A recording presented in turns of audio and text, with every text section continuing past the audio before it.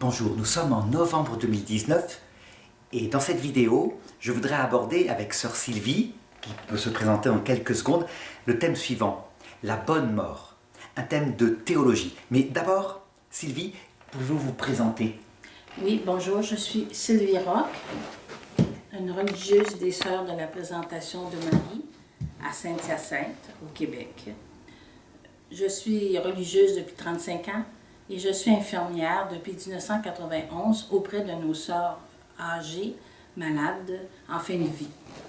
En fait, grâce à cette expérience-là, je crois qu'on pourrait le dire, vous avez une expérience, vous voyez, presque pratique de ce que c'est que la mort, au point que quand une personne meurt, vous savez. Oui, oui. Par une intuition, mais il faut dire aussi par une intuition qui n'est pas forcément que expérimentale, qui est aussi spirituelle, Oui. quelque part. Oui. Et donc, pour exprimer ce que c'est que la bonne mort, j'ai demandé à sœur Sylvie de vouloir bien raconter l'histoire d'une personne qui a été très proche d'elle, sœur Françoise, et qui est morte il y a à peine un an, on va dire ça. Et je crois vous allez voir. Donc, Sœur Françoise de Metz est décédée le 26 décembre 2019.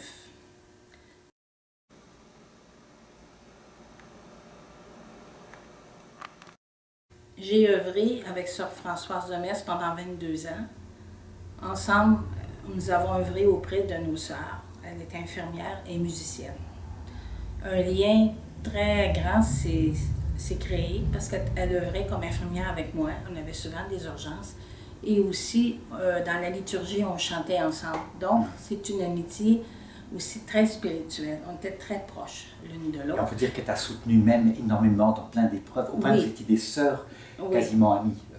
Très amies, parce qu'on œuvrait aussi ensemble. Et sœur Françoise, quand elle a eu son diagnostic le 13 novembre, elle ne savait pas, 3 métastases au cerveau, cancer du sein, cancer de l'intestin, c'était comme une surprise. Elle avait plus de 80 ans, mais le diagnostic est tombé brutalement. Oui. Elle croyait qu'elle était fatiguée et en fait c'était un cancer stade terminal. Elle se sentait un peu fatiguée, elle était très active, elle conduisait la voiture 5 heures par jour, elle animait la liturgie et elle s'est sentie fatiguée, on lui a donné un congé et là elle a eu des manifestations, elle a eu des examens pour conclure en fin de compte ce diagnostic. D'abord, comment elle a réagi? Sans doute un petit peu en pleurant, elle a pleuré un petit peu ou pas? Oh, un petit peu, mais c'est une personne qui était très abandonnée au Seigneur, à la volonté du Seigneur à tous les jours. Et puis les événements ont fait qu'elle était dans des situations où les gens l'ont aidée à chaque étape. Oui. Exemple, dès qu'elle a su son diagnostic, on m'a donné les pilules, puis on lui a dit « donnez-lui ça », on est trop occupés, on lui donne une chambre. En montant, elle a rencontré une personne avec qui elle a œuvré pendant 10 ans. Puis, elle lui a dit son diagnostic, il lui a dit « j'étais ton préposé, mais maintenant je suis devenu ton infirmier, je vais prendre soin de toi. Oui. » Et il a fait il l'a beaucoup soutenue dans la joie, puis ça l'a beaucoup aidé. Alors, il faisait il y avait beaucoup d'humour. Et elle avait beaucoup d'humour, et elle s'est mise à accueillir du Seigneur ce signe que le Seigneur voulait qu'elle traverse cette épreuve dans la joie. Alors, elle a tout de suite entré dans cette joie et dans cet humour, puis elle accueillait les événements chaque jour. Quand sœur Françoise a reçu son diagnostic qu'elle avait 3 métastases, il y a eu une chose très importante que le médecin lui a dit.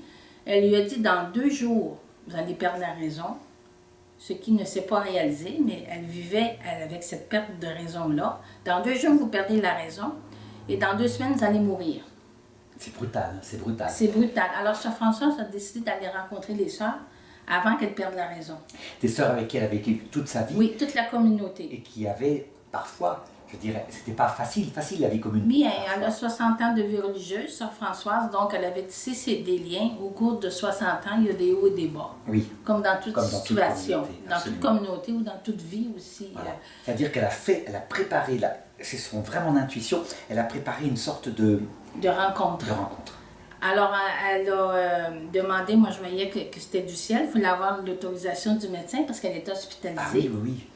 Et puis, parce que le médecin lui avait dit, vous avez tellement d'enflure au cerveau, que ça ne soit pas possible que vous gardiez la raison pendant longtemps. Mais elle a toujours eu sa raison, elle n'a jamais perdu. Mais elle pensait la perdre. Donc, elle a demandé à rencontrer les sœurs pour leur dire au revoir. Et cette rencontre s'est préparée. le 17 novembre. De quelle année? De cette année. Cette année 2019. 2019. Alors, 18. Bon, on est en... Non? Oui, on est en 19 maintenant. En 19. Alors, ça fait à peine quelques mois. Alors, dans cette rencontre-là, ça s'est passé en 2 étapes. La première étape, la grande cafétéria, où elle a donné la main à chacune. La main à chacune, d'accord. Et puis, un regard de miséricorde et une main de réconciliation et un regard tellement grand qu'à chaque personne qu'elle rencontrait, les personnes devenaient toutes transformées. Elle avait un regard de lumière, un regard de sérénité, un regard de bonté. Et les personnes m'en ont parlé après. Ils me disaient, ah, la façon qu'elle m'a regardée, je devenais transformée. Oui. Et après... elle a demandé pardon à chaque sœur? Attendez, c'est parce que j'ai une autre étape. J'y arrive, mais il faut que j'explique la deuxième étape. Alors après le repas, sœur Françoise, elle avait des œuvres, c'est une musicienne. Elle avait composé des chants. Et on voulait présenter aux sœurs les chants qu'elle a composés, entre autres une anamnèse à la messe que personne ne savait. Et on voulait le présenter aux sœurs, on voulait que les sœurs connaissent cela. Et en plus de ça, il y avait une rencontre dans laquelle, plus profonde. Alors, la majorité des sœurs sont venues. Et c'est là qu'à un moment donné, elle a pris la parole. Et là, elle a parlé premièrement. Elle a dit, nous sommes toutes dans le même bateau. Moi, je vais mourir avant vous. N'oubliez pas que nous entraidons en fin de vie. Je pense que le plus important, c'est de s'entraider dans l'amour. Et si j'ai manqué d'amour envers vous, si je vous ai fait de la peine, je vous demande pardon. Parce que je réalise que le plus important, c'est de finir ensemble nos jours, mais dans l'amour. Et il n'y a que ça qui compte maintenant. Alors, elle a eu beaucoup de paroles très touchantes. Et les sœurs en grand nombre sont venues. C'était libre. Voilà. Et pleuraient peut-être. Et les sœurs ont été très touchées et je peux dire même transformées. Puis maintenant, après son décès, très souvent, quand ils ont les sœurs ont des choses à vivre ou autour de leur entourage, les gens ont des choses à vivre, elle l'a pris. Elle sent que Françoise est très présente. D'ailleurs, ici à Carignan, on voit sa photo parce que Françoise, elle a chanté ici à Carignan, elle s'est engagée au missionnaire de la Bonne Nouvelle avec Yvette pendant 15 ans. Oui. Elle a beaucoup animé les veillées de prière et c'était les chants de Gousse. Moi, j'ai chanté pendant 10 ans avec elle le soir. Et il y a un lien très fort qui s'est créé avec les missionnaires de la Bonne Nouvelle aussi. Et ça vraiment, c'était très important. Elle était d'une sérénité et les gens étaient surpris de voir sa joie. Parce que quand elle a annoncé ses diagnostics, elle a dit « j'ai eu 3 bonnes nouvelles », alors que c'était des mauvaises nouvelles. Oui. Alors elle a annoncé les diagnostics, 3 cancers, 3 métastases au cerveau, cancer du sein, et il y avait même un bras qu'elle ne pouvait plus contrôler. Puis à ce moment-là, elle ne marchait plus non plus, parce que le bras, c'était un ganglion en lien avec le cancer du sein, puis à cause du cancer du cerveau, il n'y avait plus cette connexion au cerveau. Et les jambes ne fonctionnaient plus non plus, elle ne pouvait plus marcher en lien avec son cancer du cerveau. Mais elle appelait ça des bonnes nouvelles. Oui. Alors, là, je veux préciser que donc elle avait organisé d'abord, pour sa bonne mort, une réconciliation incroyable, bouleversante avec toutes les sœurs. Oui, parce qu'elle pensait perdre la raison. Donc elle dit, si je perds la raison, je vais vous demander pardon d'avance si après vous avoir parlé que mes réactions ne sont plus adéquates parce que je perds la raison, je vous demande pardon d'avance. Mais ça ne s'est pas réalisé parce qu'elle n'a pas perdu la raison jamais, elle était très lucide jusqu'à la fin. Et c'est une chose, je crois, essentielle. Ça veut dire que quand on apprend qu'on va mourir, je crois qu'il faut réunir sa famille et faire ça. C'est-à-dire que c'est la première étape de la bonne mort, n'est-ce pas, en théologie. C'est-à-dire qu'on ne peut pas partir en étant fâché. On doit absolument se réconcilier avec ses enfants s'ils sont loin, etc. D'une façon ou d'une autre, ça peut être par téléphone, mais un mot à chacun. Parce que sinon, de l'autre côté, les enfants, ils se disent « jamais même pas vu mon père ». Je crois qu'elle a donné un exemple là-dessus. La bonne mort se prépare par cet acte d'amour envers les personnes vivantes qu'on a pu blesser sur terre. Oui, elle l'a dit aussi, si je vous ai fait de la peine, je vous demande pardon. Voilà. Et ça a beaucoup touché les sœurs. Ça a beaucoup touché. Je précise aussi que sœur Sylvie, elle a toujours été soutenue, donc c'était pas la même relation qu'avec les autres sœurs, c'était vraiment... Elle avait pris Françoise, sœur Sylvie, on peut dire sous son manteau quelque part, oui, dans des moments de persécution. Et donc, comme infirmière en plus, tu l'as maintenant ensuite accompagnée dans la suite. Oui. Peux-tu raconter? Oui. Je voulais juste vous dire que Françoise, c'est un préambule, elle disait c'est vrai que j'ai été soutenue au cours de ta vie, Mais maintenant, les rôles sont inversés. Et c'est souvent le cas quand on a une personne qui est en fin de vie. Oui. Aussi, la personne peut avoir œuvré, puis à un moment donné, c'est les autres qui la prennent en charge. Alors, Voilà, puis un elle peu avait comme par accepté exemple ça. l'enfant devient Oui, celui oui. qui change sa maman, Oui. alors qu'avant la maman changeait le bébé. Oui, c'est un peu ça, donc il Oui. y a un rapport. C'est ça. Maintenant, par rapport à la suite, c'est que Sœur Françoise, finalement, elle est décédée le 26 décembre. Donc, 2018. 2019, on est en 18, non, puisque nous sommes ici en 2019, nous sommes exactement en... En 2018. Donc oui. 2018. Excusez-moi. Bon. Et puis, Sœur Françoise, elle est hospitalisée jusqu'au 21 novembre. Je veux vous faire remarquer que le 21 novembre, c'est la fête de la présentation de Marie au Temple. Nous faisons souvent une neuvaine et elle a reçu son diagnostic le 13 novembre, qui est au début de la neuvaine, des sortes de la présentation de Marie, et elle a sorti de l'hôpital le 21 novembre. C'est un temps fort de prière dans notre communauté. Elle s'est emmenée à la maison. Elle a vécu plus que 2 semaines, parce qu'il disait qu'elle avait beaucoup d'enflure au cerveau. Elle a vécu 6 semaines.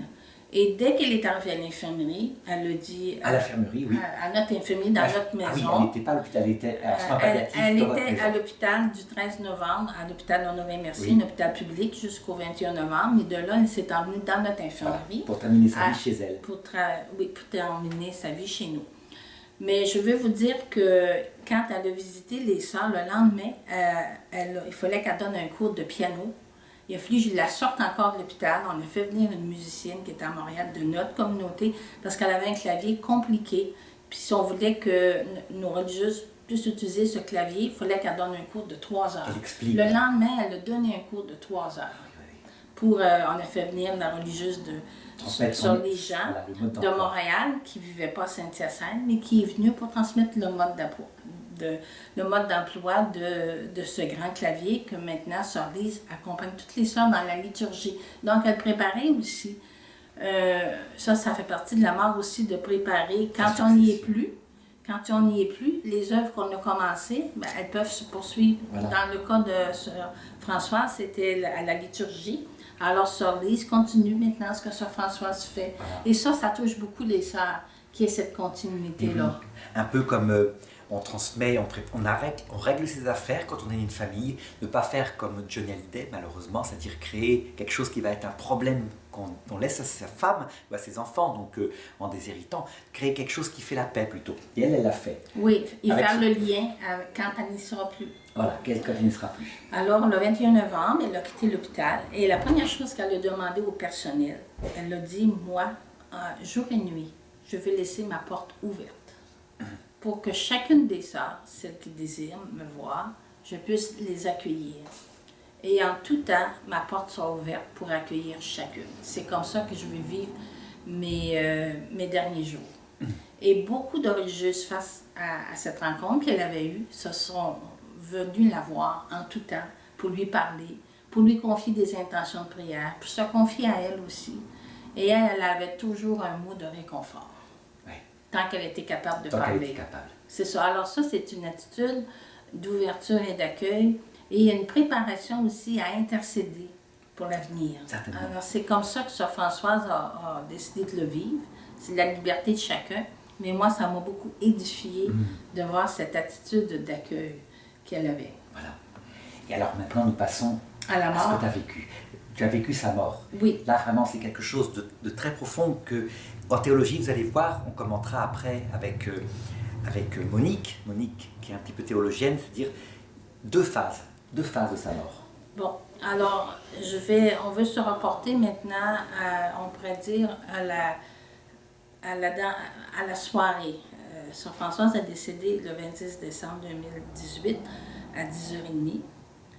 Mais elle avait demandé, quand ce serait les derniers moments, les dernières heures, autour d'elle, elle a demandé que ce soit le silence, qu'on puisse prier le Notre Père. C'est ce qu'on a fait.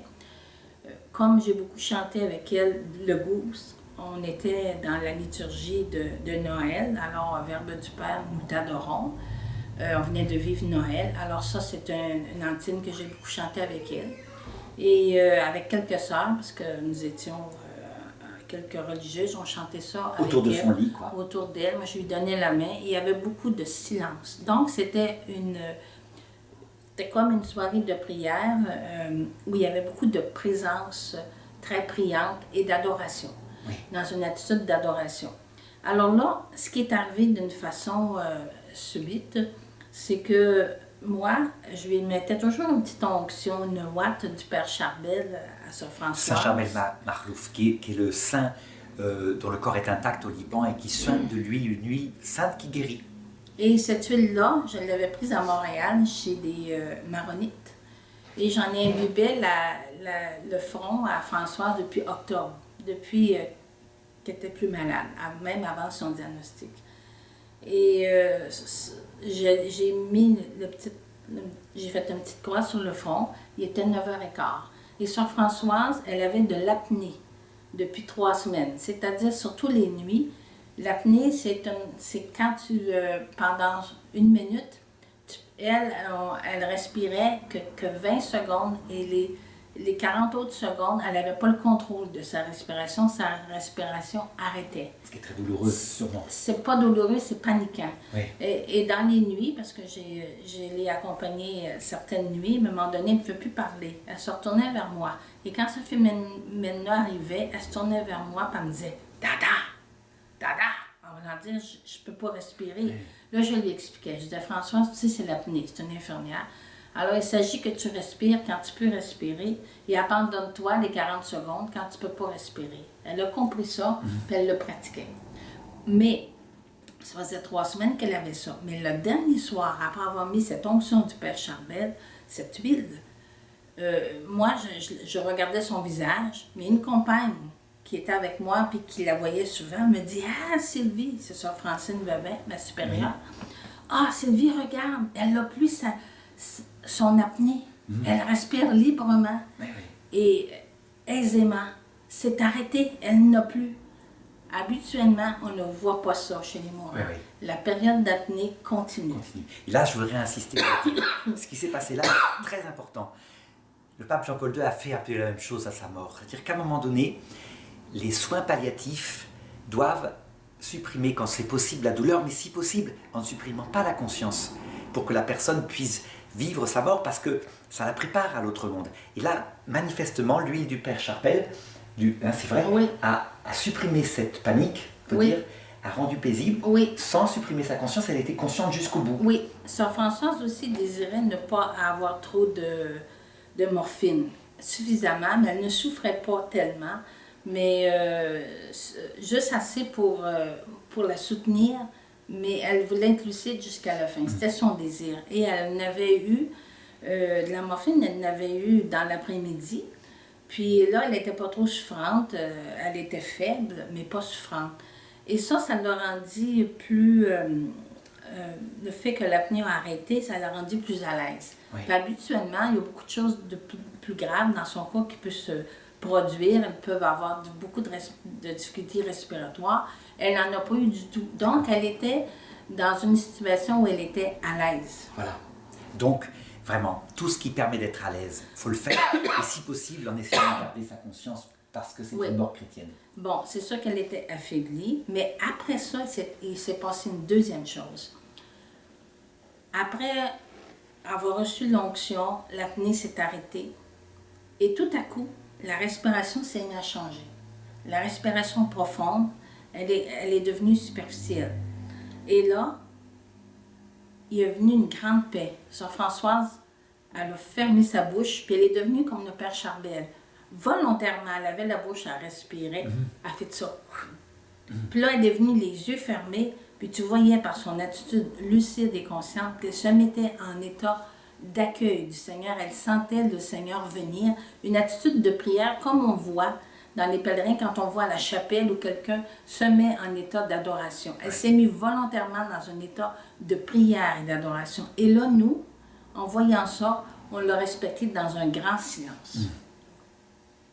Et graduellement, la respiration montait. Et un autre phénomène que je vais expliquer qu'elle a vécu. La veille de sa mort, le 25 décembre, on l'a hydratée sur Françoise à la seringue. Il fallait être 3 parce que sa tête ne tenait plus. Elle était assise, puis la tête ne tenait plus. Alors, il fallait quelqu'un qui tienne la tête, donc elle n'avait plus la liberté de ses mouvements. Quelqu'un lui tenait la tête, pouvait ouvrir sa bouche, puis avec une seringue, on pouvait un peu l'hydrater encore. Mais elle était tellement faible. Pourquoi je dis ce détail, vous allez voir plus tard dans ma description des derniers moments. Et là, à un moment donné, le souffle est rendu à la bouche, puis est rendu au nez, ici, à la narine. C'est-à-dire que la respiration n'est plus la respiration et il y a une genre de mouvement des narines. Puis là, elle a de la misère, parce que elle a de la misère, c'est les petites narines qui bougent, comme, mais elle a de la misère, puis ça a duré au moins une demi-heure. Alors moi, je me disais, j'ai beaucoup accompagné les mourants, et ça, c'est le souffle. Le souffle a besoin d'espace. Puis comme elle avait sa bouche fermée, ce qui n'est pas habituel. Habituellement, les mourants, vous allez voir qu'ils ont un peu la bouche ouverte parce qu'ils ont besoin d'air. Oui. Mais elle, à cause de cette onction du Père Charbel, elle avait toute l'air nécessaire juste dans ses petites narines, ce qui est très rare. Habituellement, les mourants, ils ont besoin d'air, ils ouvrent la bouche, mais ce n'est pas son cas. Donc, elle reste fermée. Et tout à coup, il me vient l'idée. J'ai la main de Françoise, elle est couchée dans son lit. Admettons que tu me donnes la main, elle est droite. Puis je dis à Françoise, tu fais bien ça, Françoise. Elle tourne son cou d'elle-même, qu'elle n'était pas capable la veille. Elle tourne son cou vers toi. Elle tourne son cou vers moi, très lucide. Puis je lui dis, tu fais bien ça, Françoise. Puis là, elle avait eu beaucoup de misère. Puis j'ai dit, surtout, prends ton temps. Elle se met à rire parce qu'elle riait beaucoup de mes farces. Prends ton temps pour mourir. Oui. Voilà. Alors là, elle s'est mise à rire. Elle s'est mise à rire, elle riait toujours de mes farces. Puis là, elle a ouvert ses petites lèvres, comme ça, elle s'est mise à rire. Et le souffle. Puis moi, j'ai senti comme son âme, le souffle a monté dans les airs. Et là, sa bouche a fait... Voilà. Le souffle est parti, puis... C'était son âme qui sortait de son corps. Oui, c'est ça. Alors là, elle s'est tournée vers moi, puis elle a souri. Oui, oui. Comme ça, puis elle a fermé les yeux. Et là, je l'ai senti partir si bien que la bouche s'est refermée, mais un bruit. Voilà, comme ça. Comme ça. Et là, ça a parti, et là... Françoise est couchée devant moi. Puis là, je sens sa présence en haut, là. Mais là, je ne suis pas toute seule. J'ai mes compagnes qui sont avec moi, qui se lèvent, qui voient son décès. J'ai une compagne qui met sur une table une Sainte Vierge parce que nos soeurs sont invitées à venir voir le corps avant qu'elles partent. Oui. Bon, et sœur Yvette, qui avait appelé durant ce temps-là, alors là, j'ai dit, je vais aller appeler Yvette. Je vais appeler Yvette. Et quand je suis revenue, mes compagnes étaient parties, alors je suis seule avec Françoise. Ah oui, c'est ça, tu es seule avec Françoise. Parce que je suis allée appeler Yvette, oui. Mes compagnes placent la chambre un peu. Je vais appeler Yvette au corridor, je reviens, et là, je suis seule avec Françoise. Et là, j'embrasse son front, comme je faisais, parce que je faisais une petite onction, j'embrasse son front. Puis je lui dis, tu n'es plus là, Françoise, tu es là, en haut. Tu es là. Voilà. Tu n'es plus là. Tu es là. Et tu la sentais bien. Ça, c'est très important aussi. Les sœurs étaient parties parce que c'était fini. C'est une erreur. On avait toujours la tradition dans l'Église catholique de veiller les morts pendant même 3 jours parce qu'on savait que leur âme était encore sur place en train de dire au revoir un petit peu. Et toi, tu savais qu'elle était là. Oui. Ici. Et je lui parlais, je la regardais là. Voilà. Et je lui ai dit, t'es pas là. Je viens de t'embrasser par respect pour ton corps, mais maintenant, tu es là. Voilà. Mais là, je lui ai dit, je la regardais au plafond, j'ai dit, je vais revenir, j'ai quelques petites choses à faire, mais je vais revenir. Alors, je suis allée faire les petites choses et je suis revenue encore. Je l'ai encore embrassé une deuxième fois. J'ai dit, je sais que tu es là. Mais là, dans le moment, je dois aller voir une telle sœur, puis une telle sœur, puis je lui décris où dans la maison j'allais. Une telle sœur connaissait son bureau, une telle autre sœur, pour donner des renseignements, puis par rapport à son décès, là, pour les journaux. Puis une sœur avait besoin de sa célébration. Alors j'ai dit là, je devrais rester avec toi au moins 3 heures. Je la regardais comme ça. Mais j'ai dit, j'ai pas la force. J'ai dit... t'avais veillé toute la nuit. J'ai dit, j'ai veillé plusieurs nuits avec toi. J'ai pas la force. Puis demain matin à 8 heures, je vais chercher d'autres tubes encore. J'ai dit, tout continue, j'ai pas la force. J'ai dit, plus tard, je reviendrai, mais là, j'ai dit, là, faut que j'aille. J'ai plus la force. Et là, je m'en vais voir Sœur Marielle et après, je m'en vais vers Sœur Francine au corridor qui correspondait, vous avez vu, sa salle de musique à Françoise, au corridor. Et tout à coup, je ressens dans mon dos comme une énergie. Puis Sœur Françoise, quand elle réconfortait quelqu'un, elle passait toujours un petit peu dans le dos d'une façon très spéciale, très délicate pour Voilà. montrer un réconfort, une compassion. Elle fait le même geste, mais là, je sentais un dynamisme, une présence dynamique. Et là, nous sommes venus, vous avez mon dos, j'étais au corridor, et là, tout à coup, elle est passée, vous aviez mon nez. Et là, j'ai senti une odeur de parfum. Pourquoi j'ai senti une odeur de parfum? C'est que ici même, Sœur Françoise, au pied de la Sainte Vierge, qui se trouve être cette icône-là qu'on voit derrière ici, oui. où Sœur Françoise était venue se faire prier sur elle le 31 octobre. Et puis là, l'icône avait sointé, on le voit ici, et les Vietnamiens qui venaient avaient mis une nappe, il y avait un parfum céleste. Et Yvette avait prié sur elle et l'avait rempli sa tête d'un parfum céleste pendant au moins 10 minutes. Et ce parfum-là, François s'en était imprégné. Et quand elle est passée vis-à-vis de moi, c'est cette odeur de parfum du ciel qui est venue très fort à mes narines. Oui. Et après, tout droit, d'une vitesse, elle a traversé les murs, elle s'est en allée. Et pour le vérifier, après, je suis retournée à la chambre. J'ai dit, tu n'es plus là. Tu n'es plus là, tu ne sentais plus sa présence. Je le sens pour justement confirmer qu'elle était au ciel. Et une chose que j'ai conscientisée, c'est que le ciel, c'est un état, mais c'est aussi un lieu. Un lieu. Et une chose que je voudrais préciser, donc il y a eu 2 étapes. Elle a d'abord été présente dans la pièce autour d'elle. On peut dire qu'elle est dans le passage de la mort. Et à un moment donné, quand elle est passée comme ça, elle est passée dans l'autre monde. Pas encore au paradis éternel, ça va être après, la 3e étape, mais disons face au Christ, avec les saints et les anges. Et elle était partie. Elle était vraiment dans l'autre monde, elle n'était plus là. Tu savais qu'elle n'était plus là. Je suis même retournée dans la chambre pour ressentir la différence. Et je ne sentais plus sa présence. Avec ton expérience. Oui. Par contre, pour ceux qui perdent quelqu'un de proche, souvent elle reste plusieurs jours. 3 jours en général, on dit, Marthe Robin le dit comme ça.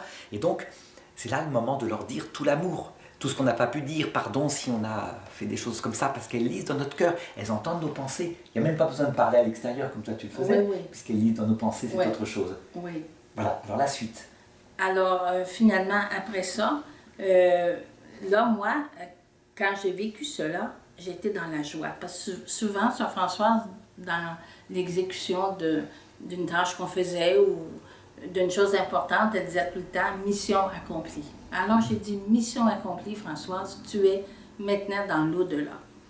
Et ça a été pour moi une grande joie de savoir qu'elle était dans une autre étape. Et les jours après, les sœurs m'ont offert leur sympathie. Et déjà, les sœurs disaient, on a commencé déjà à la prier. On a commencé déjà à lui parler. Je vais rajouter une chose. Il y a certaines sœurs qui sont venues te voir et qui t'ont dit, tu dois être très triste, n'est-ce pas? Tu vas beaucoup souffrir de son manque. Alors là, je leur ai dit non. Je leur ai dit, non, je ressens sa présence, puis je sens qu'elle est vivante. Mais je peux dire qu'elle est vivante pour plusieurs, mais elle est vivante d'une façon spéciale. Puis là, ils me disaient, ah, moi aussi, je sens sa présence. Mais toi, elle doit être encore plus présente. J'ai dit oui, elle est très présente. Et là, je trouve que c'est plus fort que depuis le 26 décembre. C'est de plus en plus fort parce que je prends conscience aussi de sa puissance d'intercession. Je dis aux sœurs, elle continue sa mission. De même qu'elle nous a rassemblés sur la terre avant de partir, elle continue sa mission d'unifier nos cœurs dans la communauté. Je pense un peu à la petite Thérèse. Puis tantôt, quand j'ai dit que je sentais un mouvement dans le dos, j'ai pensé aussi à l'Esprit Saint. Parce que dans la Bible, on dit tout à coup comme un vent violent. Oui, oui. Mais j'ai senti, non pas un vent violent pour faire éclater les vitres, mais j'ai senti un vent en arrière de moi, un dynamisme. C'était doux, mais c'était très fort. Et je me suis dit, ça me fait comprendre ce que c'est que l'Esprit Saint quand on lit l'Écriture. On décrit l'Esprit Saint comme un vent. Oui, oui. Un vent fort, c'est un vent, c'est un dynamisme. Je voudrais te poser une question, parce que première présence, elle était là. Deuxième présence, l'Esprit Saint avec ce départ. Maintenant, elle est dans mon cœur, puis je lui parle. Elle est dans la vision béatifique, elle n'est pas simplement... non, je la sens même dans mon cœur, je la sens présente, puis des fois elle me taquine en dedans, puis elle disait « Fais attention à ce que tu vas dire de moi ». Oui. C'est-à-dire que la présence que tu as maintenant serait à peu près la même que celle que quand tu pries la Sainte Vierge. Oui, avec les saints, la Voilà. communion des C'est saints. une intériorisation. Oui. C'est plus du tout pareil, c'est une présence mystique. C'est pas une présence physique, c'est une présence beaucoup plus profonde, tu Oui, dirais? oui, moi je dis plus profonde. Et puis des fois, des soeurs me disent, tu dois sentir un grand vide. Non, je ne sens pas de vide. Des fois, sa présence peut me manquer. Quand je me souviens qu'on faisait telle chose, c'est le souvenir. Mais sa présence, elle est dans mon cœur.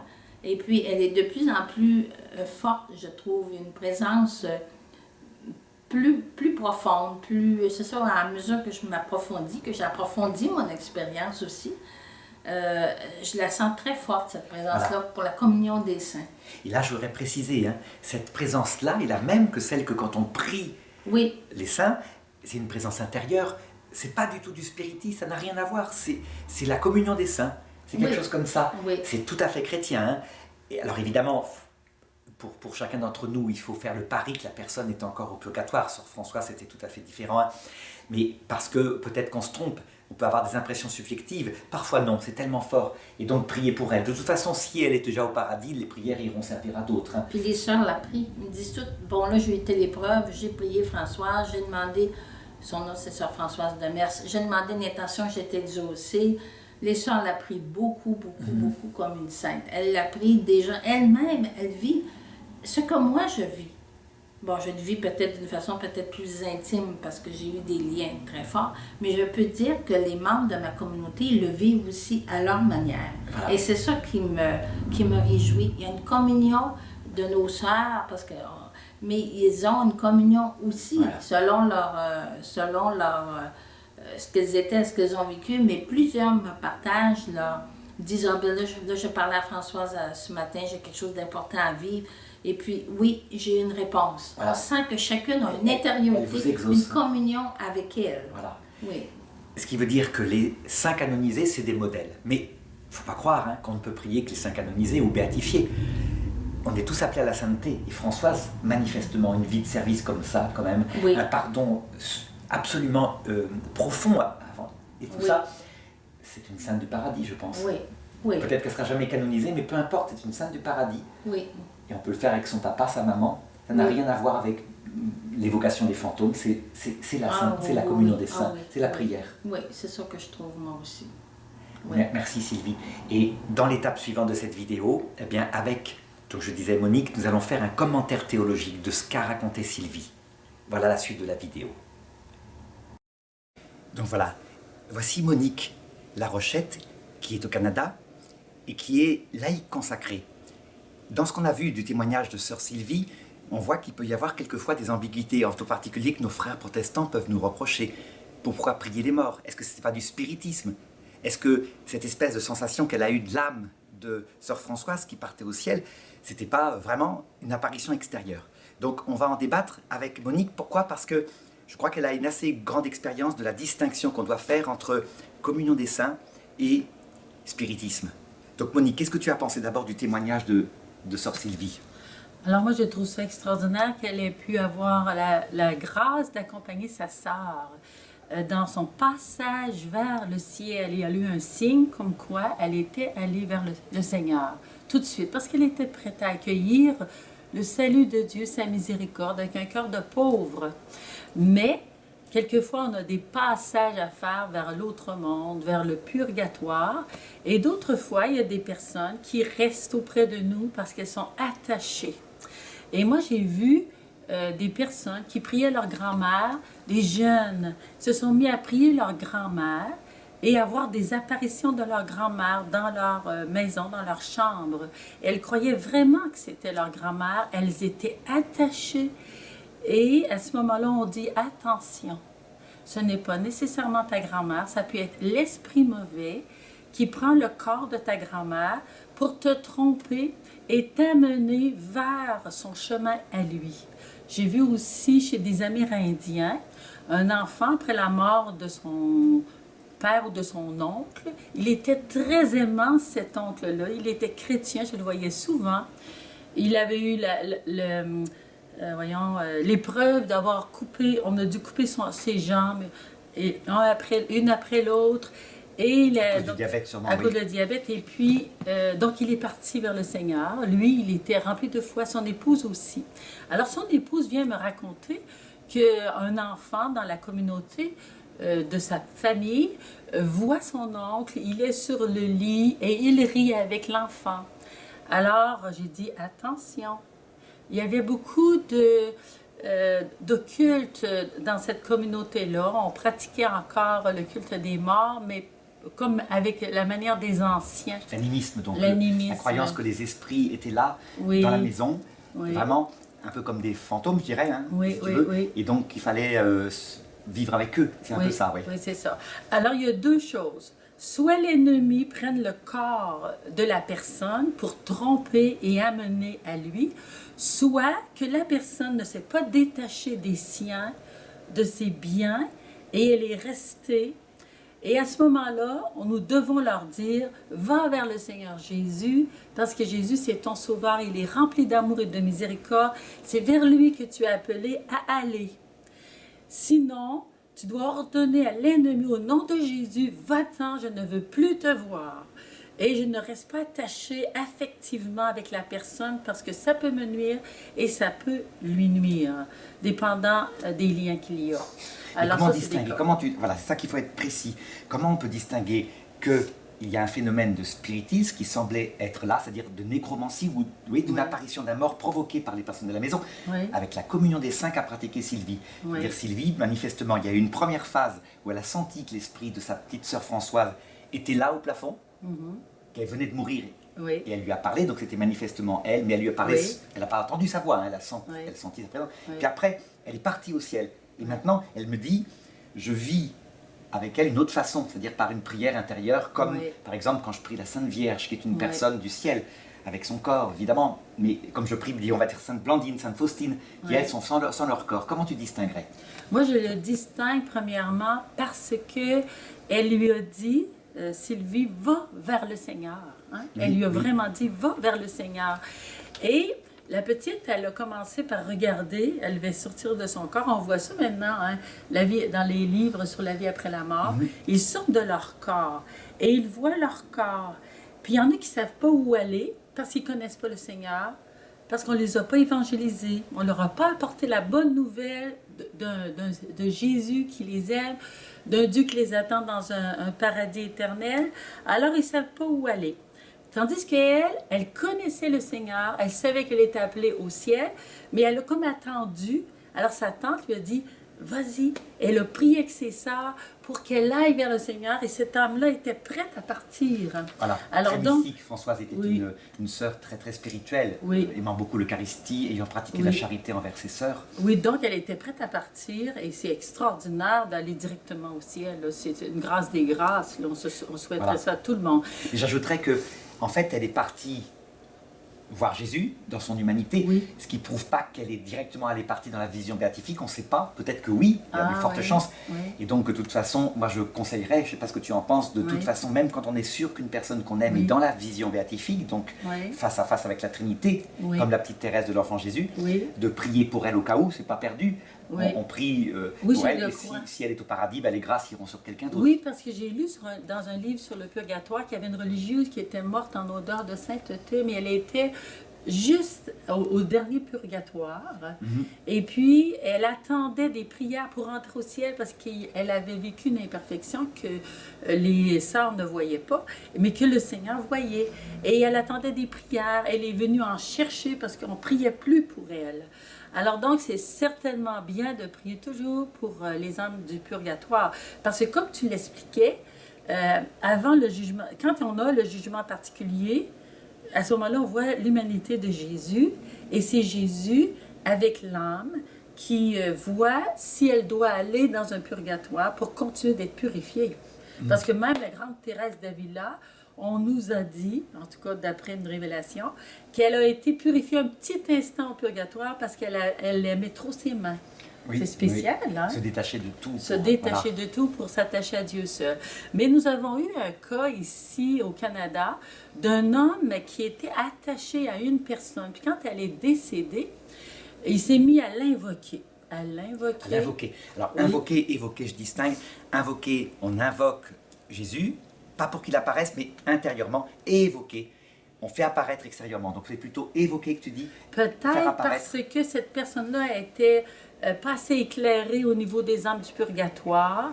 Et cette personne a été attachée aussi. Alors donc, il y a eu une manifestation. Il commençait à sentir une présence. Alors il pensait que c'était la personne qu'il aimait, dont il sentait la présence. Mais à un moment donné, cette personne-là est devenue impérative, dominatrice. Et là, il voulait s'en débarrasser, mais elle ne voulait plus partir.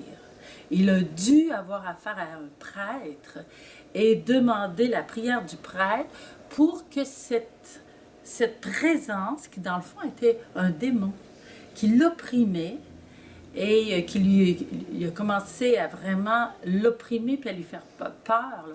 Alors, par le prêtre, il a été libéré. Donc l'exorcisme a marché. Ouais. Ce qui veut donc dire qu'il va falloir distinguer les esprits, comme dit l'Écriture. Ouais, il faut distinguer l'âme qui les vient de esprits. mourir, Ouais. qui est dans le passage de la mort, qui quelquefois est restée sur terre parce que trop attachée, Oui, qu'il ne faut pas exorciser, ça c'est autre chose. Ouais. Le prêtre nous disait, cette âme-là, il faut l'aider plutôt à passer par une espèce de... On invoque avec elle la Vierge Marie. Oui, C'est pas une oui. âme forcément méchante, ça peut être une maman Oui. qui est attachée à ses enfants. Oui, par exemple, on a déjà prié avec quelqu'un et sa maman est restée sur terre parce que quand on a prié, on a senti sa présence et alors à ce moment-là, on l'a invitée à partir. Mais cette maman-là avait eu des torts vis-à-vis de son enfant pour qui on priait et elle avait comme une crainte du Seigneur. Alors on priait, puis on lui disait, va vers le Seigneur, il est plein d'amour. Et elle hésitait. Elle restait autour. Attachée à sa fille, quoi. Oui. Et regrettant peut-être d'avoir...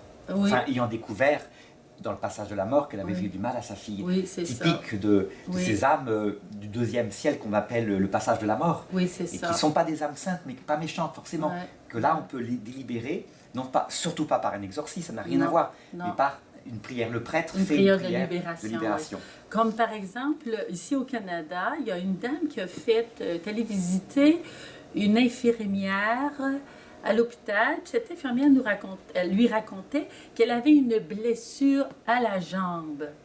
Puis cette blessure ne se guérissait pas. Alors, la dame a pris avec son équipe et ils se mettent à voir une âme que l'infirmière avait soignée. Elle avait soigné un homme qui n'avait pas été aimé dans sa vie. Puis comme elle l'avait beaucoup aimé dans ses soins palliatifs, cet homme s'est attaché à l'infirmière et comme il n'était pas attaché au Seigneur, quand il est décédé, il est resté attaché à l'infirmière. Et elle ne guérissait pas de sa jambe, la tache restait là. Et comme ils ont eu la lumière, se sont mis à parler à cet homme, ils l'ont invité à aller vers le Seigneur, que le Seigneur aussi l'aimait, que le Seigneur était rempli d'amour, que si lui, sur la terre, n'avait pas été aimé, accueilli par sa famille, par des amis, par une épouse, bien le Seigneur, lui, le comblerait. Ça l'a pris du temps.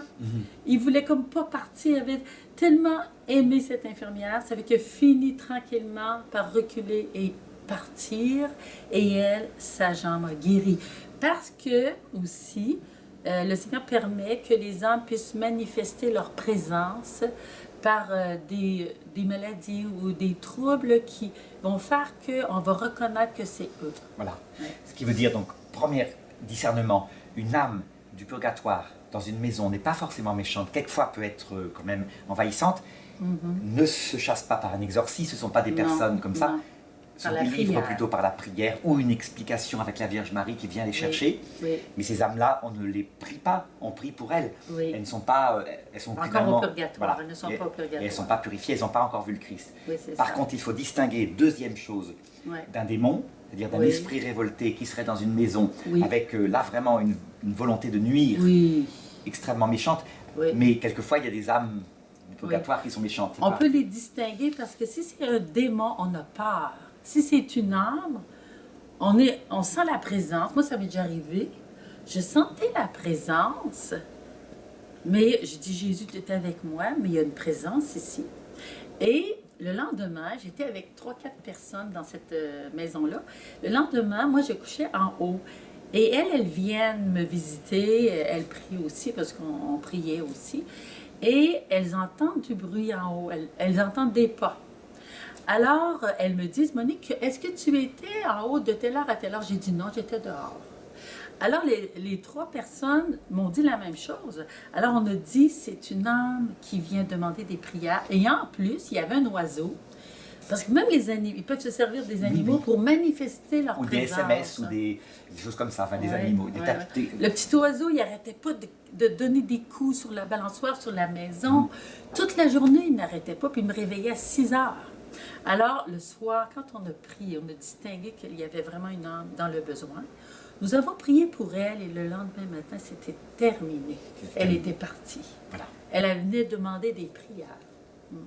Et alors, troisième genre d'esprit, l'esprit des saints. Des saints qui peuvent être soit, qui ont vu Jésus, que l'on choisit, qui peuvent être soit encore au purgatoire, mais bouleversés, aimant de tout leur cœur, soit, alors beaucoup mieux, au paradis éternel, comme par exemple Sainte Thérèse de l'Enfant Jésus. Là, c'est tout à fait différent. Comment les distinguer, ceux-là, dans les saints? Et on peut les prier, eux, par contre, ils peuvent nous aider. À ce moment, l'Église nous permet de prier les âmes du purgatoire. Mais comme vous avez très bien dit, pas les âmes qui errent sur la terre parce qu'elles ne sont pas encore parties. Et ça, il faut avoir du discernement. Comme par exemple au Canada, on brûle les corps, on appelle ça comment? Donc, la crémation.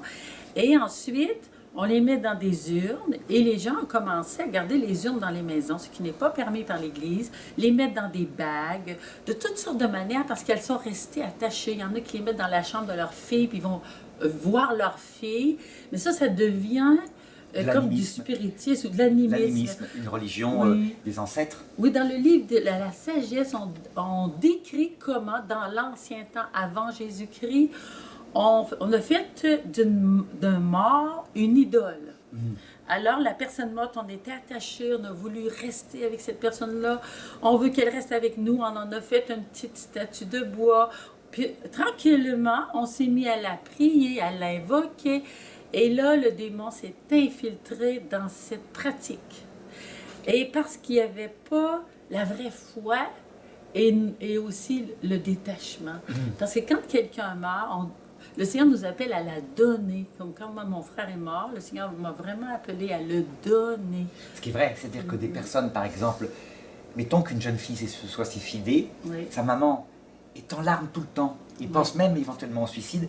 Il est probable que beaucoup d'âmes de personnes qui se sont suicidées, au lieu d'aller vers Jésus, où elles vont être accueillies, pardonnées, réconfortées, ne peuvent pas partir parce que les larmes de leur maman les attachent. Et donc, il faut que la maman arrive à lui dire « Je t'en veux pas et je ne me suiciderai pas. Va vers Jésus, puis tu reviendras du paradis m'aider. » Quelque chose comme ça. Oui, c'est bien. Nous avons justement un jour allé évangéliser dans une paroisse, puis on va manger dans une famille, puis la famille nous dit « Dans cette chambre, il y a eu quelqu'un qui s'est suicidé et on sait qu'elle est encore là. » Alors, on l'a invitée à faire dire une messe pour cette personne-là, puis à l'inviter donc à partir vers le Seigneur. Donc, c'est très important. Comme moi, j'ai aussi eu un jour, je suis allée faire un enseignement, des prières, et puis il y avait là un responsable de Pro-Vie qui travaillait très fort pour que les bébés ne soient pas avortés.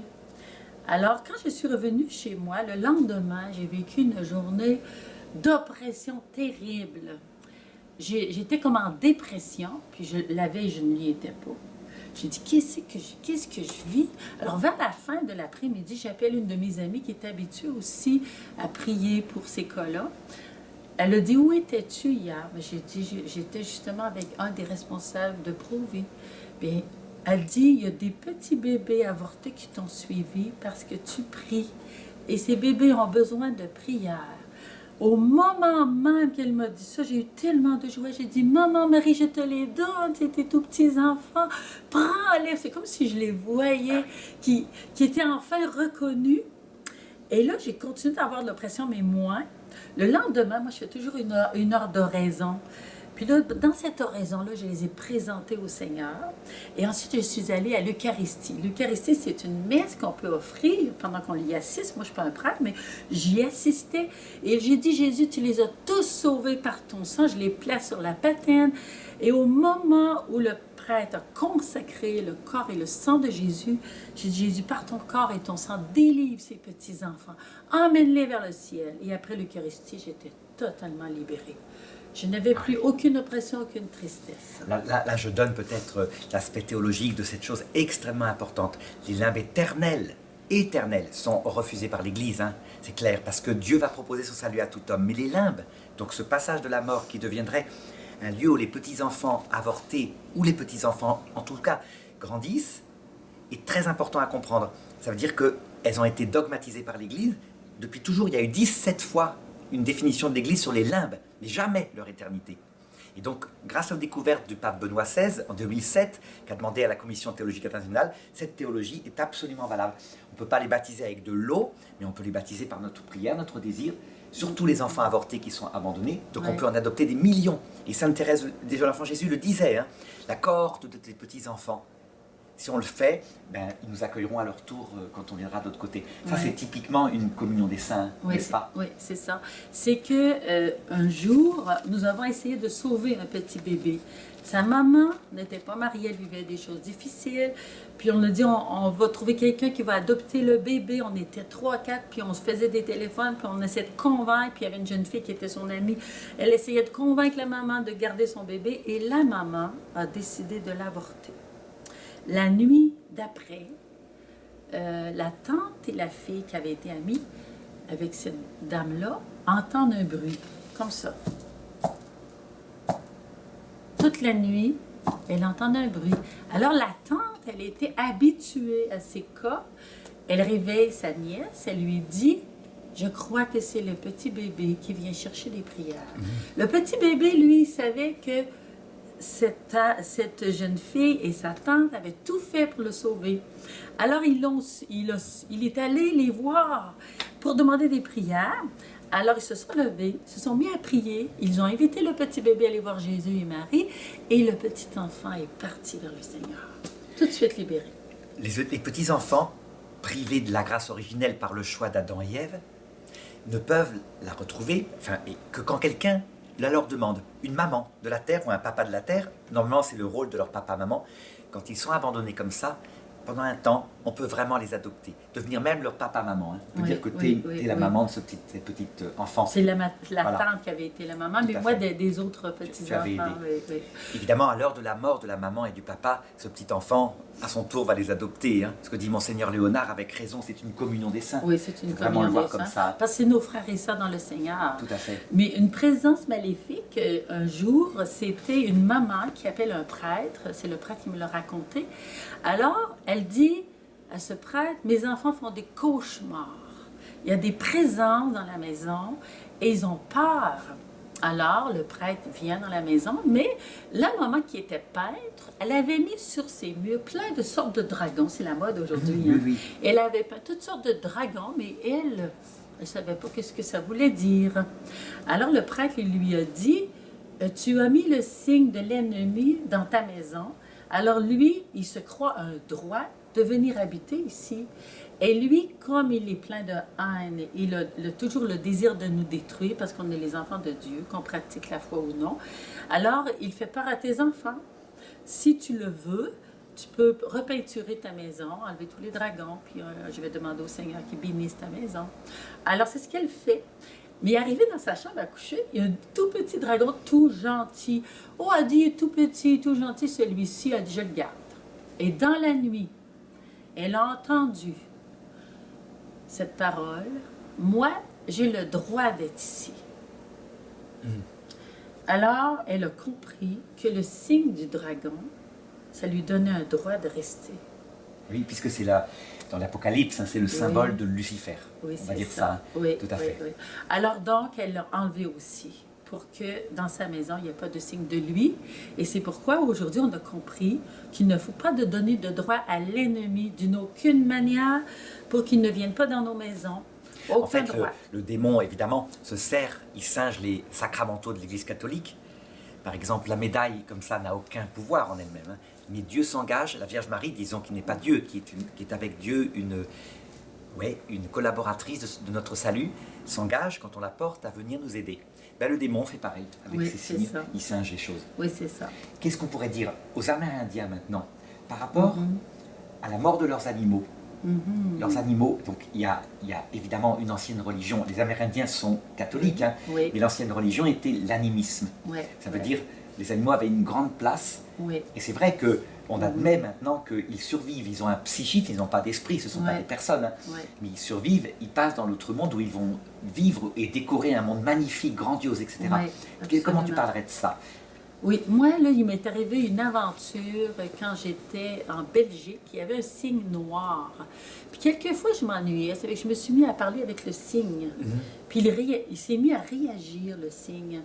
Et quand je suis revenue au Canada, une dame qui priait avec moi un jour, je ne me souviens pas exactement des détails, elle ne savait pas cette histoire-là.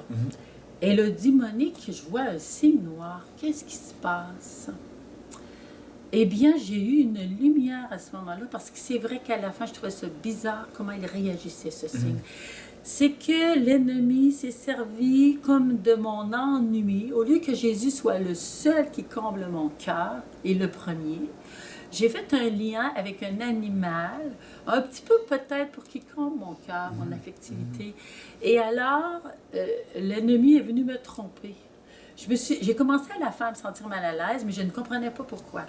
Donc, présentement, j'ai un chien à qui je m'occupe, de qui je m'occupe. C'est pas mon chien, mais je reconnais en lui des émotions, des sentiments, de la tristesse, de l'affection. Et je lui dis des fois, je peux pas t'emmener mon marché aujourd'hui, je suis occupée. Il me regarde avec ses petits yeux. Donc, on a un lien. Il a besoin de ma présence et moi, je suis contente que le Seigneur me permette d'avoir ce chien-là. Voyez-vous, le Seigneur nous a donné des animaux pour notre service et nous devons les respecter. C'est mal de faire mal à un animal. Dans le catéchisme de l'Église catholique, on nous dit que c'est un péché de torturer un animal. Donc ça, c'est dans la charité chrétienne de respecter et les humains et les animaux. Mais quand ils passent vers l'autre monde, ils ne sont pas Dieu. Non, ils sont des animaux. Oui, ils sont des animaux. Et ils ont une âme animale. Ils sont toujours au service de l'homme. Eux autres, ils ne verront pas Dieu. Ils n'en ont pas besoin. Ils n'en ont pas besoin. Alors donc, je ne dois pas en faire une idole, une divinité. Ils ne sont pas Dieu. Dieu seul est Dieu. Et nous le voyons par Jésus-Christ, à travers son corps et sa vie et ses paroles. Nous sommes instruits par Dieu à travers Jésus. Mais le Seigneur nous a dit, tu aimeras le Seigneur ton Dieu de tout ton cœur, de toute ton âme, de toute ta force et de tout ton esprit. Et le prochain comme toi-même. Donc, c'est Dieu qui doit prendre toute la place dans ma vie, dans mon cœur, dans mon âme, dans mon esprit. Et ensuite, je suis appelée à aimer toute la création. Mais savoir que c'est la création de Dieu. Et je ne fais pas d'un animal une divinité. Comme le faisait l'animisme un petit peu, Oui. dire que leur demandant d'intervenir pour que la chasse soit bonne la fois suivante, Oui. etc. Chrétiennement, on remet un petit peu en place, on ne se sépare pas des choses qui étaient vraiment, on pourrait dire, les semences de la vérité dans l'animisme. Oui. Les animaux, effectivement, survivent, les NDE le montrent, Oui. mais on les place à leur juste place. Donc, Oui. les animistes avaient raison, mais ce sont des animaux. Oui, Ce c'est sont des ça. animaux, des bêtes qui seront récompensées par Dieu avec un bonheur d'animal. Oui. Donc, et qui décoreront l'autre monde avec leur petit bonheur sensible, puisqu'un chien n'a besoin de rien, sinon la présence de... Oui, l'affection de son son maître. voilà. Oui, c'est ça. Comme chez les Amérindiens, on a parlé, c'est un missionnaire breton, Oblat de Marie-Immaculée, qui est allé au Canada chez les Cris. Et les Cris lui ont raconté que quelquefois, il rencontrait dans le bois un loup-garou. Alors, le missionnaire n'avait jamais entendu parler de cela. Alors, c'est un homme qui se transformait en loup et toute sa tête, il le devenait très méchant, il pouvait tuer. Et les Amérindiens en avaient très peur. Alors, il y a eu toutes sortes de choses, d'habitudes chez les Amérindiens. Donc, il ne faut pas retourner à la tradition occulte chez les Amérindiens, à la tradition de la sorcellerie chez les Amérindiens, parce qu'elle est mélangée avec comme un attachement à l'ennemi qui se déguise. Un animal Voilà, Ah oui. les esprits des morts aussi, c'est-à-dire Oui. mauvaises pratiques, Oui. comme je l'ai dit, s'attacher aux fantômes Oui, présents dans la pièce plutôt que oui, à c'est l'âme ça. du paradis, enfin voilà, au sein du paradis, Oui. qui est une personne. Puis d'ailleurs, il se Unis à manifeste Jésus. quelquefois aux enfants, quand dans les villages amérindiens, on est retourné à ces pratiques ancestrales, l'ennemi se manifeste et font peur aux enfants. Ils peuvent se manifester de toutes sortes de manières. Alors donc, il nous faut redemander à Jésus de prendre la possession de nos cœurs. Seigneur Jésus, je veux que toi seul sois le mal de mon cœur, de ma famille, de mon village. Et au nom de Jésus, je chasse les pratiques occultes, les pratiques traditionnelles liées à l'occulte, et je garde les pratiques traditionnelles liées à la nature qui soient bonnes. Par exemple, moi, j'ai un ami amérindien, ils s'en vont dans la nature, ils vont chasser, ils vont pêcher, ils sont tellement heureux, là, les rivières, les lacs, les animaux. Ça, c'est magnifique, c'est Dieu qui a créé, mais nous devons rendre grâce à Dieu et gloire à Dieu. Il est l'auteur, le seul auteur de la création, de la nature et de chacun des animaux et de toute la beauté qu'il a faite. Et il faut replacer les choses en bonne place pour pas que l'ennemi vienne nous tromper. C'est un menteur. Alors, il va essayer de nous tromper. Mais nous devons avoir l'intelligence de savoir que Dieu est au-dessus de toute sa création. Et il n'est pas dans sa création comme une créature. Il est au-dessus de sa création. Il est partout et c'est lui qui guide sa création, tout en laissant une liberté à ses créatures. Alors maintenant, on passe à un autre sujet pour terminer cette vidéo. Oui. La bonne mort. Tu as vu, on voit que Sylvie, religieuse catholique, a, je crois, tout à fait bien intégré le rapport entre sa sœur, passée, comment dirais-je, là, en train de partir, donc dans le deuxième passage de la mort, puis sa sœur passée face à Jésus, puis sa sœur revenue depuis le paradis pour venir vivre avec elle dans une vie intérieure. Ouais. Comment est-ce que nous, quand on va mourir, on pourrait avoir une bonne mort de telle façon qu'on pourrait aider ceux qui sont sur la terre sans justement risquer de tomber dans des pratiques spirites qui s'attachent à nous? Comment tu ferais, toi? En disant, par exemple, comme l'a fait la petite Thérèse, je promets de faire de passer mon ciel à faire du bien sur la terre. Et effectivement, il n'y a aucune ambiguïté, c'est vraiment du ciel. Comment tu ferais, toi? Pour d'abord vivre une bonne mort. Voilà, vivre une bonne mort. Alors, c'est déjà que je me prépare en vivant avec Jésus. Je vis avec Jésus, puis je m'efforce tous les jours de ma vie de le placer en premier dans mon cœur. Et il y a beaucoup d'obstacles tous les jours, pour qu'il devienne le deuxième ou le troisième. On peut mettre quelqu'un en avant de lui ou des choses. On peut préférer des choses ou des personnes à lui. Mais chaque jour, j'essaie de lui donner mon cœur et mon temps pour qu'il soit le premier. Donc, je mets du temps à la prière. Je vais souvent à l'Eucharistie. Ensuite, j'essaie d'aimer, de pardonner. Quelquefois, j'ai de la difficulté dans mes relations avec les autres. Alors, je dis, Jésus, tu me demandes d'aimer. Viens m'aider à pardonner, viens m'aider à accueillir les autres. Alors ça, c'est une pratique normale de tous les jours. Et aussi, dans le chapelet, on dit « Prie à l'heure de notre mort ». Alors, on prie la Vierge pour qu'elle soit là à l'heure de notre mort. Et il y avait une religieuse de 80 ans et plus qui avait été générale de sa communauté. Et un jour, une religieuse qui était sa provinciale à ce moment-là, elle vient lui demander « Qu'est-ce que vous voulez que je demande au Seigneur pour vous ?» Elle dit « Demandez la persévérance. » Parce que Jésus dit « C'est celui qui persévérera jusqu'au bout qui sera sauvé. » C'est une parole très forte. Alors, il ne faut jamais présumer de nos forces, de notre fidélité. Il nous faut, comme la petite Thérèse, rester des petits-enfants qui ont besoin d'une maman, des petits-enfants qui ont besoin d'un sauveur comme Jésus, qui ont besoin de l'aide de nos frères et sœurs, de la prière des saints.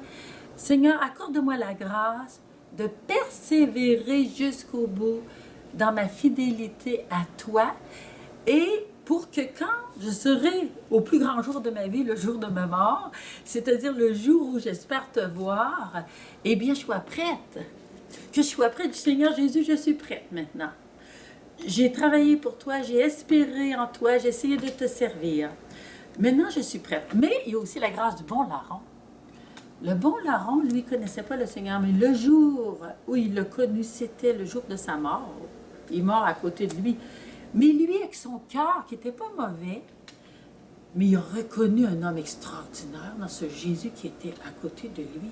C'est que son cœur et ses yeux étaient bons.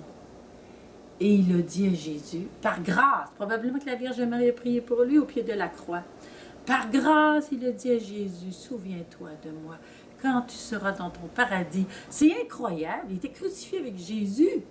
Puis il a cru en lui, il a mis sa foi. C'est celui qui croit dans le Seigneur qui sera sauvé. Et Jésus lui a dit, aujourd'hui même, tu seras avec moi dans le paradis. Le Seigneur, lui, regarde le cœur. Et la petite Thérèse a dit, osez croire que vous pouvez aller au ciel direct.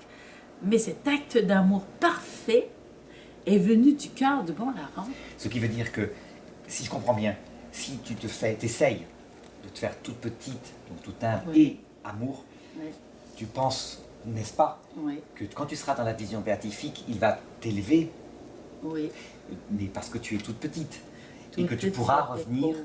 depuis le paradis, Oui, vraiment pour aider Mes tes frères et neveux, sœurs. tes frères et sœurs, oui, n'est-ce pas? oui. Donc ça c'est très important, ça veut dire que pour les personnes qui meurent, se faire tout humble et tout amour, hein, c'est pas une question de revendication, Non, non. c'est pas rester pour... Non, c'est passer d'abord dans l'autre monde, Oui, on peut revenir sur terre, oui. un peu comme les saints, parce que, non pas qu'on est saints, on veut pas ça, mais c'est pas Non. ça, c'est que le Seigneur nous fait vraiment des collaborateurs, Oui, et on peut aider vraiment nos proches. oui. La petite Thérèse, elle a eu une intuition que l'Église a confirmée parce qu'ils l'ont canonisée. Une intuition que quand on était rendu au paradis, on pouvait aider ceux de la terre. Et elle m'a tellement aidée. Et au Québec, on va dans les églises et la statue de la petite Thérèse est partout. Pourquoi? Parce qu'on a confiance en cette petite fille qui a eu confiance en un Dieu Père. On avait peur du Père, nous autres, ici au Canada, au Québec spécialement, à cause du jansénisme. On pensait que Dieu était sévère. On a eu besoin d'être soignés dans notre foi par quelqu'un qui a dit « Qu'est-ce qui plaît à Dieu dans ma petite âme? C'est que j'ai confiance en lui. C'est que j'accepte d'être une pauvre et une petite, mais j'ai confiance en sa miséricorde, en sa bonté. Et on reçoit de Dieu autant qu'on en espère. Alors on a raison d'espérer dans le Seigneur, parce que le Seigneur, il est infini bonté et le petit enfant qui se jette dans les bras de son papa et de sa maman, même s'il a fait un méchant coup, son papa et sa maman, ils vont le prendre comme ça. Oui. Et Dieu, il est comme ça. Alors, l'intuition de la petite Thérèse dit, mon Père du ciel, mon Jésus à qui j'ai toujours dit oui, me donneront la permission d'aider. Et j'aurai du pouvoir, parce que moi j'ai toujours dit oui, j'aurai beaucoup de pouvoir pour aider ceux qui souffrent sur la terre. Et elle en a eu beaucoup pour moi et pour les Québécois, parce que nous autres, on l'a beaucoup invoquée. Puis elle est présente dans nos églises, parce qu'elle nous a montré le chemin de la confiance en la miséricorde de Dieu, en la bonté du Père. Il nous aime tellement. Alors, il veut aussi nous donner un petit rôle, une mission, parce que il veut qu'on soit heureux, puis nous autres, on aime ça, aider les autres. Alors au ciel, on va passer notre ciel à faire du bien sur la terre avec la petite Thérèse. Voilà. Et on va conclure cette vidéo, je voudrais dire quelque chose. Moi, j'ai toujours cherché, toute ma vie, à répondre à tous les messages que je recevais, tout le temps. Et je vais essayer, quand je serai de l'autre côté, de toujours répondre aussi. De toujours répondre concrètement, quoi. Mais uniquement quand je serai au ciel, hein, dans la vision béatifique. Voilà. Qu'est-ce que tu en penses? Vraiment, je souhaite le faire, c'est-à-dire je ne voudrais pas me reposer, je ne veux pas me reposer du tout. Je suis sûre que le Père va te permettre cela parce que tu l'as toujours servi dans le désir de la vérité. Et je te regarde faire, là, avec les frères et sœurs à qui tu donnes des enseignements ici. Tu es rempli de charité, tu veux toujours que le petit, le pauvre ait sa place, comme le riche ou celui qui a des titres. Chacun est bienvenu. Je crois que le Père va dire, Arnaud, continue de donner la lumière de mon amour. Et tu feras pareil, n'est-ce pas? Moi, je veux faire aussi pareil. Je veux spécialement aider ceux qui ont été blessés dans leur cœur, qui ont été rejetés, qui ont été mal aimés, parce que c'était mon chemin. Et je voudrais les entourer d'espérance, d'amour. Mais je crois aussi que les âmes du purgatoire peuvent nous aider. Je connais un prêtre qui va dans le cimetière dire son chapelet Et il demande aux âmes du purgatoire, qui ne sont pas errantes, là, qui sont déjà saintes dans le sens qu'elles ont choisi le Seigneur, et elles aspirent vers Dieu de tout leur désir à le voir, puis elles acceptent d'être purifiées par le Seigneur. Alors, il demande à ces âmes de l'aider dans ses paroisses où il est responsable, dans son ministère, parce que lui, il veut aider tout le monde. Il a besoin des âmes du purgatoire comme il a besoin des saints. Il prie Padre Pio, il prie la petite Thérèse, mais il a aussi besoin des âmes du purgatoire. Et quand il va dire son chapelet, il aide les âmes du purgatoire à monter vers le ciel. Alors les âmes, elles ont dit, il faut aider ce prêtre-là. Et il y a des laïcs qui se sont mis à aller dire le chapelet dans les cimetières pour dire, on va vous aider, puis après ça, aidez les prêtres, aidez-nous, pour qu'on puisse emmener tout le monde au ciel, connaître Jésus. Lâchez-nous pas, parce qu'on a besoin, c'est une grande lutte présentement que nous vivons sur la terre. Donc on le voit pour nos frères protestants, qu'ils comprennent que les catholiques, c'est pas de l'idolâtrie des saints, des morts du tout, c'est la communion des saints, comme Jésus l'avait dit. Celui qui m'aime fera des œuvres plus grandes que les miennes, parce que je vais vers le Père. Il fera ça pour nous, et tout ce que vous demanderez en mon nom, je le ferai. Vraiment. Ça veut dire que ça vient de Jésus, évidemment. Merci Monique, c'est vraiment super cette vidéo. Merci. Merci à toi. Ça m'a fait une grande joie. Au revoir. Au revoir, au revoir. Pour Monique Larochette, si on veut la joindre, son email est à la fin de cette vidéo. Voilà. Sœur Yvette Barriot, est-ce que vous pourriez raconter comment votre sœur Germaine a eu une bonne mort, a fait quelque chose qui est spécial? D'abord, sa mort, ça a été assez rapide. Elle avait 97 ans, son mari avait 100 ans. Le soir, son fils, qui est médecin, est venu souper avec sa belle-fille qui est pharmacienne. Et après le souper, durant le souper, ils ont eu bien du plaisir ensemble. Et après le souper, elle s'est dit, je vais prendre quelques minutes pour me reposer. Ensuite, on pourra jouer aux cartes ensemble. Mais elle ne s'est jamais réveillée. Aux funérailles, ça a été vraiment spécial. Parce que ma sœur Germaine devait fêter 75 ans de mariage. Elle avait elle-même préparé ses funérailles qu'elle a faites en 4 points. D'abord, dans la première partie, il y avait une messe où l'église était pleine, à pleine capacité. Les jubés étaient pleins, tout était plein, et elle avait une chorale, il y avait une chorale d'une 50aine de personnes. Au début de la cérémonie des funérailles, le prêtre a dit on aurait dû être ici pour fêter les 75e anniversaire de Germaine et de Joseph. Mais on est en face d'une urne funéraire. Et il dit, j'ai pas de mots pour exprimer, puis il me demande pour aller au micro pour faire les paroles d'introduction. Heureusement, j'avais une lettre de Germaine qui m'avait écrit il y a 3 ans auparavant. Elle dit, je viens de sortir du coma. J'ai failli partir. La seule chose que je regrettais, c'était de ne pas avoir dit à mes enfants jusqu'à quel point je les aime. Et elle nommait chacun de ses enfants, un par un. Jean, je t'aime. Nicole, je t'aime, et le reste. Et après, elle a repris. Avant, elle a dit, peut-être, si un jour je vous ai fait de la peine, si j'ai pu vous blesser, s'il vous plaît, oubliez ça. Mais n'oubliez jamais l'amour que je vous porte. Et ensuite, elle a parlé aux gens de chacun des organismes auxquels elle avait participé. Puis elle disait, je vous aime, je vous aime. Et en terminant, elle dit, je ne dirai pas à mon époux Joseph que je l'aime. Bientôt, il reviendra me trouver au paradis. Nous continuerons ensemble de vous aimer et de vous aider. C'est ça votre héritage. C'était la première partie, c'était les funérailles. Dans la deuxième partie, toute la famille, toute la paroisse était invitée à venir rencontrer la famille autour d'un café, d'une collation. Ça a été des retrouvailles parce qu'on a de la famille est très grande, puis on a de tous les coins du monde. On a fêté jusqu'à 6 heures du soir. On s'est rencontrés, ça a été les retrouvailles. À 6 heures du soir, c'était uniquement les membres de la famille. On était 150 à peu près. Et il y avait le violon, l'accordéon, le piano, le reste, tout un orchestre. Germaine avait demandé que ce soit la fête, là. Elle dit, je ne veux pas vous voir pleurer. Elle dit, c'est la fête, ça va être mon entrée au ciel. Puis on fête la nouvelle génération qui va reprendre la barque pour tenir la foi et l'unité dans la famille.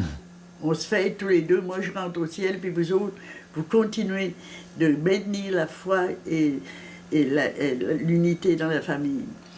Et là, durant toute la soirée, la chorale nous chantait des chants que Germaine aimait. C'était surtout des chants de folklore, des chants de... On faisait aussi des danses.